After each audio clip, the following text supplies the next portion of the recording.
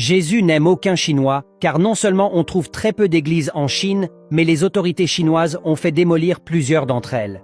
Elles continuent d'ailleurs à poursuivre les démolitions d'églises. Pourtant, cela n'a pas empêché la Chine de se développer jusqu'à dominer l'économie mondiale. La Finlande a l'économie la plus stable dans le monde aujourd'hui. Il y a moins de 20 églises en Finlande. La Suisse a la seconde économie la plus stable dans le monde entier. Toute la Suisse compte moins de 30 églises.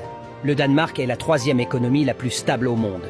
Il y a environ 23 églises au Danemark. En Europe et en Amérique, les églises sont transformées en bibliothèques, en entreprises. Celles qui résistent encore sont fréquentées surtout par les Noirs et les Vieux Blancs. Venez en Afrique. Il y a plus de 10 000 églises par région, dont 4 000 églises dans la seule ville de Yaoundé, 4 100 églises dans la seule ville d'Abidjan, 7 000 églises dans la seule ville de Kinshasa, 10 000 églises dans la seule ville de Lagos au Nigeria. En Afrique, nous avons plus d'églises que les écoles et hôpitaux combinés. En Afrique, nous avons plus de pasteurs que de médecins. En Afrique, tout le monde est né de nouveau. Tout le monde est couvert du sang de Jésus. Tout le monde envoie le feu de Jésus. Tout le monde est couvert par l'Esprit Saint. En Afrique, Jésus est même devenu le mari de toutes les femmes célibataires, selon elle. Cependant, aucune de ces prétentions ne reflète l'élévation morale que nous espérons dans la société africaine.